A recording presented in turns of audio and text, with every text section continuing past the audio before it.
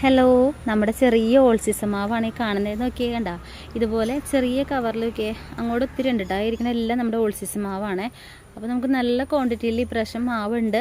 അപ്പോൾ അതേ മാങ്ങ ഉണ്ടായി കിടക്കുന്ന നോക്കിയേ. ഇതിപ്പോൾ ചെറുതാണ്, നന്നായിട്ട് വലുതാവും കേട്ടോ. നല്ല നീളനാവും, നല്ല വലുതാവണം, നല്ല മാങ്ങയാണ്.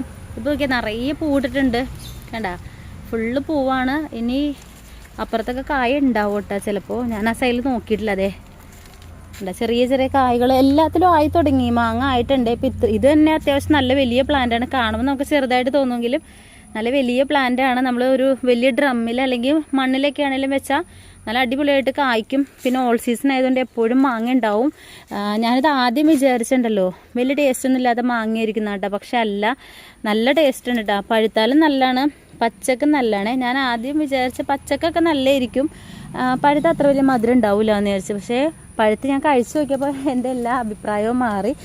കാര്യമായിട്ട് പറഞ്ഞാണ്, വെറുതെ ഒന്നും പറയണല്ല കേട്ടോ. നല്ല മാങ്ങയാണ്, നമുക്ക് വീട്ടിൽ വെക്കാം. ഇങ്ങനെ കുട പോലെ ഇങ്ങനെ വിരിഞ്ഞ് നിൽക്കണ നല്ലൊരു മാവ്, നമുക്കൊരു നല്ല ഭംഗിയുള്ളൊരു ചെടിയായിട്ടും അതുപോലെ നമുക്ക് മാങ്ങ കഴിക്കാൻ പറ്റുന്ന ഒരു ചെടിയായിട്ടൊക്കെ നമുക്ക് വളർത്താൻ പറ്റിയ നല്ലൊരു മാവാണിത് ഓൾ സീസൺ.